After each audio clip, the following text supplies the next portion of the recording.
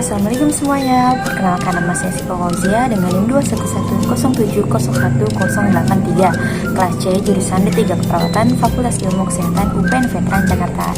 Di video kali ini saya akan menjelaskan sedikit sejarah tentang Florence dan roleplay mengenai Florence. Untuk penjelasan lebih lanjut, kita akan next video berikutnya. Florence Nightingale lahir di Florence, Italia pada tanggal 12 Mei tahun 1820. Ia adalah pelopor perawat modern, penulis, dan juga ahli statistik. Beliau dibesarkan dalam keluarga yang berada. Semasa kecilnya, ia tinggal di sebuah rumah besar dan mewah milik ayahnya, William Nightingale, yang merupakan seorang tuan kanah kaya di London, Inggris. Sementara ibunya adalah keturunan ningrat dan keluarga Nightingale adalah keluarga terpandang. Pada masa itu, wanita ningrat, kaya dan berpendidikan, aktivitasnya cenderung bersenang-senang saja dan malas. Sementara Florence lebih banyak keluar rumah dan membantu warga sekitar yang membutuhkannya. Pada perjalanan menuju Jerman, tahun 1846, ia mengunjungi dan mengenal lebih jauh tentang rumah sakit modern pionir yang dipelopori oleh pendeta dan istrinya, serta dikelola oleh biarawati yang beragama Katolik. Di sana, Florence Nightingale terpesona akan komitmen dan kepedulian yang dipraktikkan oleh para biarawati kepada pasien. Ia jatuh cinta pada pekerjaan sosial keperawatan. Pada usia dewasa, Florence sebagai seorang putri tuan tanah yang kaya mendapat banyak lamaran untuk menikah. Namun, semua itu ia tolak karena Florence merasa terpanggil untuk mengurus hal-hal yang berkaitan dengan kemanusiaan. Pada tahun 1851, kala menginjak usia 31 tahun, ia dilamar oleh Richard, seorang penyair dan seorang ningrat. Lamaran ini pun ia tolak karena di tahun ini ia sudah membulatkan tekad untuk mengabdikan dirinya pada dunia keperawatan. Keinginan ini ditentang keras oleh keluarganya. Hal ini dikarenakan pada masa itu di Inggris, perawat adalah pekerjaan hina dan sebuah rumah sakit adalah tempat yang jorok. Florence pergi ke Jerman untuk mendapatkan pelatihan bersama biarawati. Selama 4 bulan ia belajar di bawah tekanan dari keluarganya yang takut akan implikasi sosial yang timbul dari seorang gadis yang menjadi perawat dan latar belakang rumah sakit yang Katolik.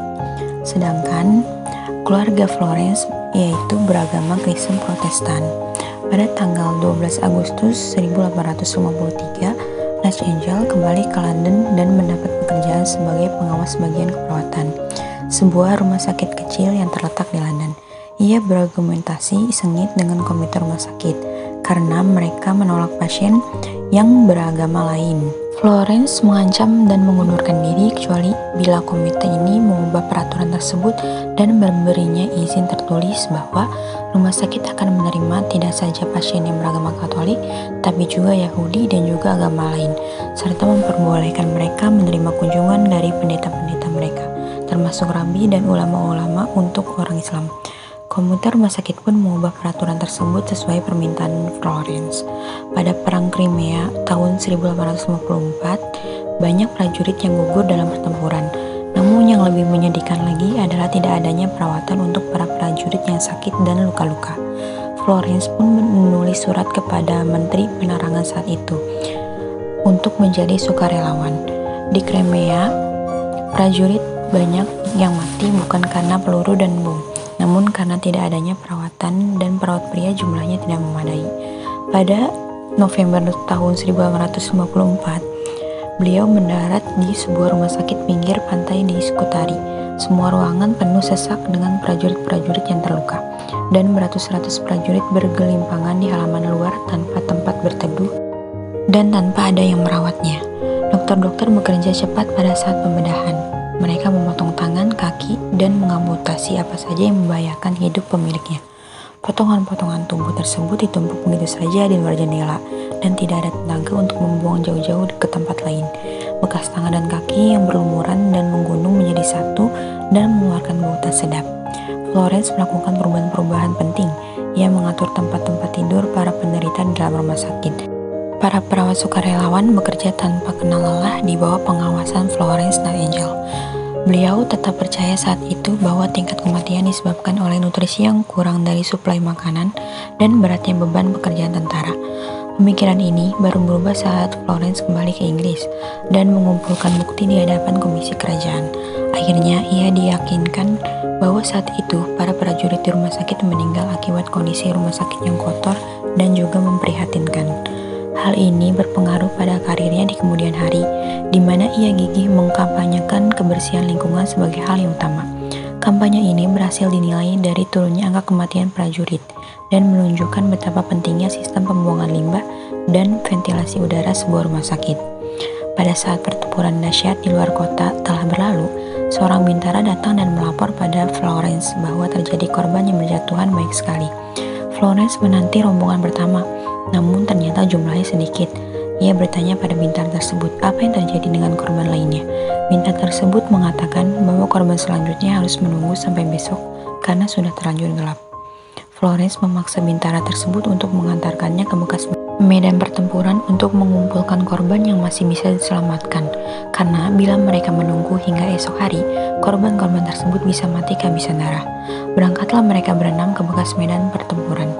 Florence dengan berbekal lentera membalik dan memeriksa tubuh-tubuh yang bergelimpangan, membawa siapa saja yang masih hidup dan masih bisa diselamatkan.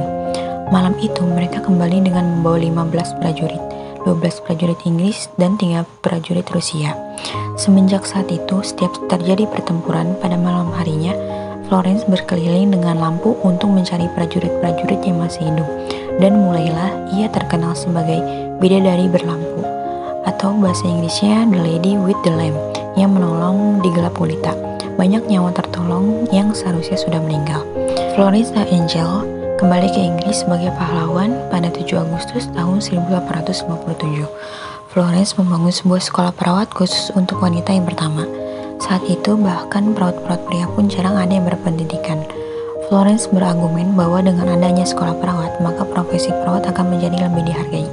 Dengan didirikannya sekolah perawat tersebut, telah diletakkan dasar baru tentang perawat terdidik dan dimulailah masa baru dalam dunia perawatan orang sakit. Sebagai pimpinan sekolah, beliau mengatur sekolah itu dengan sebaik mungkin. Perawat lulusan Florence pertama kali bekerja pada rumah sakit Liverpool. Orang sakit menjadi pihak yang paling beruntung di sini.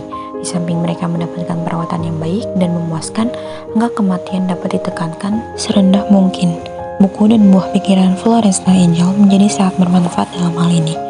Florence meninggal di London, Inggris pada tanggal 13 Agustus tahun 1910 dengan usia 90 tahun. Assalamualaikum Ibu, selamat pagi. Waalaikumsalam, Sus. Perkenalkan, saya Praharsita. Saya akan bertugas pada pagi hari ini Bu, mulai dari jam 7 pagi hingga jam 12 siang ya Bu. Ya, Untuk mengonfirmasi data bisa Ibu sebutkan nama dan usia Ibu? bisa nama saudara usia 7 tahun. Oke, baik Bu Sri. Bagaimana nih Bu Sri kabar Ibu pada pagi hari ini? Alhamdulillah, sudah membaik, Sus. Alhamdulillah ya. Oke, karena sekarang jam makan Ibu, jadi saya akan membantu Ibu dalam proses pemenuhan nutrisi ya Bu ya. Saya akan membantu Ibu ya. Baik. Saya bantu ya Bu ya. Iya, Bus.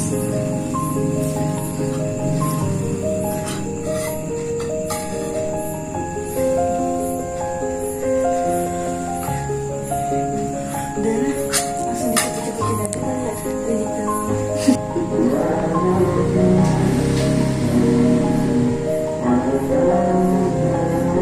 Alhamdulillah makanannya sudah habis ya Bu ya. Iya, Sus. Semoga Ibu cepat sembuh ya. Iya, Sus. Terima kasih.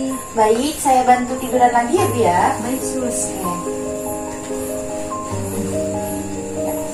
Ini ada obat untuk Ibu, nanti diminum pukul 9 ya Bu ya.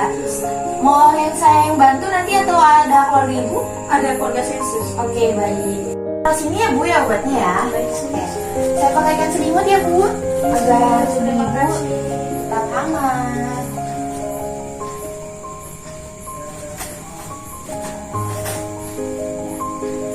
Oke, baik. Saya tinggal ke pasien sebelah ya Bu ya. Nanti Ibu jika butuh pertolongan atau bantuan saya bisa Ibu pencet tombol yang di sebelah sini ya Bu ya. Oke, saya tinggal ya Bu. Ya, Sus. Terima kasih. Assalamualaikum. Waalaikumsalam. Baik, itulah sejarah dan roleplay mengenai Florence. Kurang lebihnya mohon dimaafkan. Wassalamualaikum warahmatullahi wabarakatuh.